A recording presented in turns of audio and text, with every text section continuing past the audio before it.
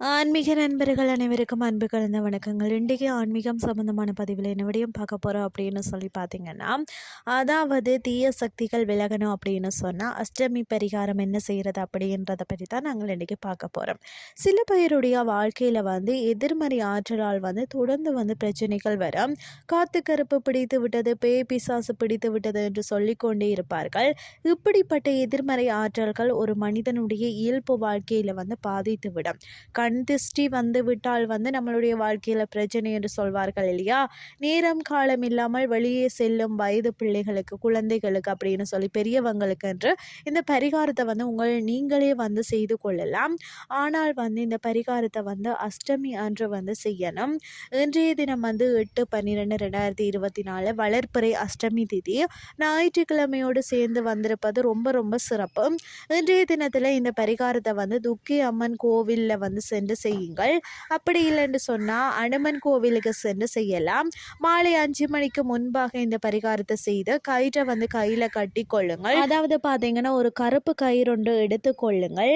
அதில் அந்த கோவிலில் அமர்ந்து அந்த கருப்பு கயிறில் 9 முடிச்சுகள் போடுங்கள்.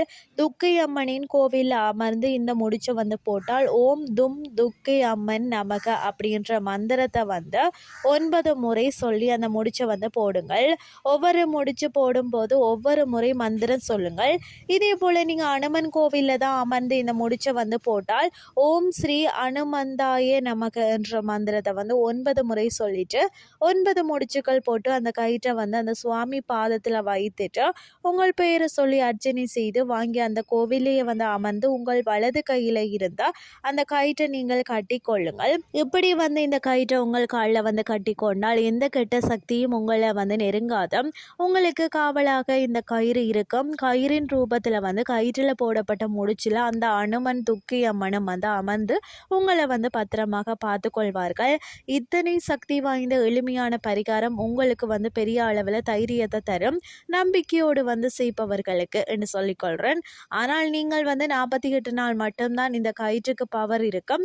48 நாள் முடிஞ்சதுக்கு பிறகு மீண்டும் அந்த கயிற்றை அவிழ்த்துட்டு கால்படாத இடத்துல போட்டுட்டு மீண்டும் அந்த அஷ்டமி திதி வரும் பொழுது இதே போல் கயிற்றை முடிச்சு போட்டு கோவிலுக்கு சென்று காலில் கட்டி கொள்ளுங்கள். நம்பிக்கை உள்ளவர்கள் இந்த எளிமையான பரிகாரத்தை நல்ல பலன் தரும் அப்படின்னு சொல்லி நம்பிக்கொண்டு நீங்கள் செய்வீங்க அப்படின்னு சொல்லி நான் நினைக்கிறேன். இதே மாதிரி இன்னும் ஒரு மற்றும் ஒரு ஆன்மீகம் சார்ந்த பதிவோடு உங்களை சந்திக்கிறேன். நன்றி.